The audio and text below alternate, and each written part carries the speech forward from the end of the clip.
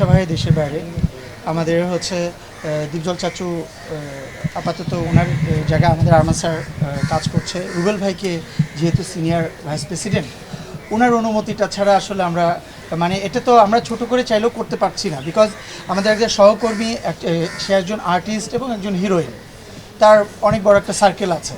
So আমরা প্রতি মাসে যে টাইপের মিলাদ আমরা করে থাকি, যে আমরা একটা SMS করে নর্মালি জাস্ট বলে দিই যে আজকে আমাদের মিলাদ আছে, মাসিক মিলাদ।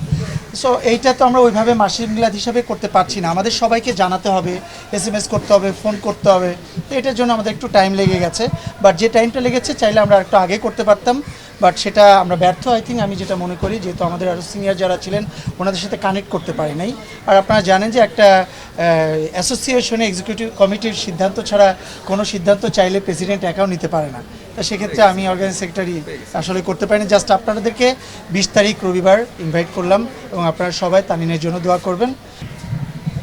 তানিনকে তো মিস করতেছি, যে ওর জন্য দোয়া চেয়ে মিলাদ করছি, এটাই তো খুব কষ্টের ব্যাপার, যে মনে হচ্ছে না যে অ্যাকচুয়ালি ও আমাদের পাশে নাই।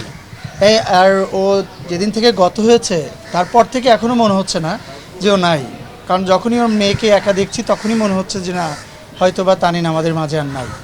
তো যাই হোক, আজকে আমি ধন্যবাদ জানাবো আমাদের রঞ্জু ভাই, রুল ভাই থেকে শুরু করে আরও যারা আছেন, বাবু ভাই, দেবান্ত ভাই থেকে শুরু করে আরও যারা আছেন, তারা আজকে মিলাদের আয়োজনটা করেছিলেন। আমরা তাদের পাশে থেকেছি এবং আমরা অংশগ্রহণ করেছি। আর আপনাদের মাধ্যমে আমাদের আরও যারা ভাইয়েরা আছেন, যারা বিনোদন বা কালচার রিপোর্টার ভাইয়েরা আছেন, আমরা এই 20 তারিখে রবিবার আছরবাদ আমাদের শিল্পী সমিতির মিলাদটা রেখেছি।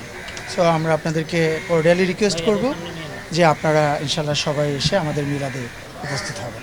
ভাই এত মানে হচ্ছে মিলাদটা মানে হচ্ছে সাংবাদিকরা করলো, কিন্তু এটা তো আগে হওয়ার কথা ছিল হচ্ছে আপনি চলচ্চিত্র যারা হচ্ছে শিল্পীদের, এবং হচ্ছে আপনি সেখানে সাংগঠনিক সম্পাদক হিসেবে দায়িত্বে আছে।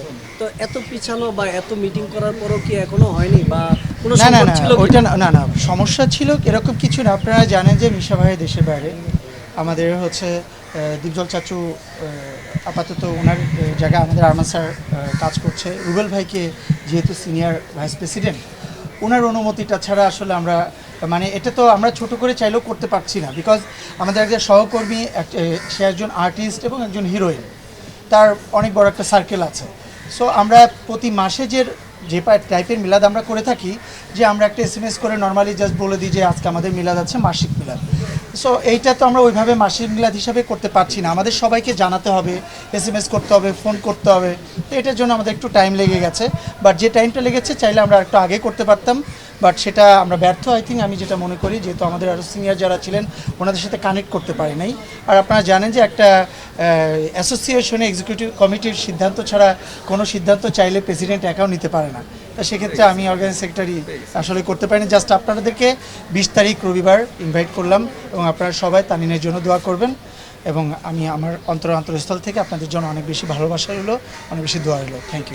আপনার সঙ্গে তানিন ভালো একটা বন্ডিং ছিল, মানে সেই স্মৃতিগুলো একটু যদি আসলে মানে তো অনেক স্মৃতি ভাই, এটা বলার মতো না। অনেক স্মৃতি বলতে গেলে অনেক সময় হতো না যে রাত 12টা বেজে গেছে, ওকে জানায়নি, কিন্তু আমার আরও ফ্রেন্ড শিপন, জন থেকে শুরু করে আরও ফ্রেন্ডরা সব হুট করে বাসায় চলে আসছে।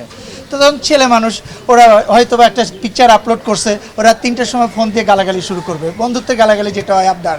হ্যাঁ আমরা বন্ধু না, ওরাই বন্ধু। আমাকে একবার জানানো, অবশ্য ওর বাসা আমার বাসা থেকে ধরতে গেলে 4টা বিল্ডিং পরেই, ও আমাকে জানানোর একবারের প্রয়োজন মনে করি না। এইভাবে আর কি সবসময় একটা আবদার নিয়ে কথা বলতো। আর ওর ভিতরে একটা জিনিস লক্ষ্য করেছি, যে ও হচ্ছে ওপেন মাইন্ডে বলতে গেলে পিছনে কোনো কথা বলবে না কাউকে নিয়ে, সব ওপেন বলবে। আপনার ভালো লাগছে না, আপনাকে ওপেন বলবে যে আপনাকে ভালো লাগে না, বাট পিছনে কোনো কথা বলবে না। থ্যাংক ইউ, আপনারা আজকে আসছেন, আমরা সিরিয়াসলি অনেক কৃতজ্ঞ। শেষ মুহূর্তটা মানে আমরা দেখেছি যে আপনারা অনেকেই আবেগে আপ্লুত হয়ে গিয়েছিলেন, মানে সেই মুহূর্তটা আসলে কতটা কষ্টের ছিল? না, কষ্টের ছিল বলতে গেলে এমন যদি হতো যে একজন মানুষ মারা গেছে, আমরা জেনে দৌড় দিয়ে তার কাছে গেছি তাকে দেখার জন্য, কিন্তু একটা সপ্তাহ আমরা তাকে নিয়ে দৌড়াইছি। একটা সপ্তাহ সমস্ত ডক্টরদেরকে আমরা মিটিং করেছি, বিভিন্ন জায়গায় ট্রাই করেছি, বিভিন্নভাবে বড় বড় ডক্টরদের সাথে কথা বলেছি, এবং আমরা জানতেছি যে লোকটার মানে এখন পর্যন্ত শ্বাস নিচ্ছে, শ্বাস আছে, সে নিশ্চয় ব্যাক করবে। কিন্তু একটা মুহূর্তে গিয়ে দেখলাম যে একটা সপ্তাহ লাইফ সাপোর্টে থাকার পরও তাকে আমরা অনেক আসে না লাইফ সাপোর্টে থাকার পরও ব্যাক চলে আসে, হয় না এরকম কিছু, আমরা মনে করেছিলাম যে হয়তো তানিম ব্যাক আসবে। পাশাপাশি তার বাচ্চাটার খবরাখবর আমরা সবাই রাখছি এবং ইতিমধ্যে আমরা তার বাবার সাথেও কথা হয়েছে, তার বাবা তো সবসময় চায় তার বাচ্চাকে তার কাছে নেওয়ার জন্য, এখন বাকিটা আমি জানি না, লাস্ট কয়েকদিন আমার সঙ্গে কারোরই কথা হয়নি। আমি কাল পরশু ওর বাবা হচ্ছে ফ্লাইটে আছে দেশের বাইরে, দেশে ঢুকলে হয়তো বা সব কিছু নিয়ে কথা হবে। অনেকেই বলছে যে দত্তক নেওয়ার জন্য আসলে বাচ্চাটাকে এটা তো তার বাবা জানবে, যেহেতু মা নাই তার বাবা জানবে অ্যাকচুয়ালি তার সিদ্ধান্ত কী হবে। Thank you so much.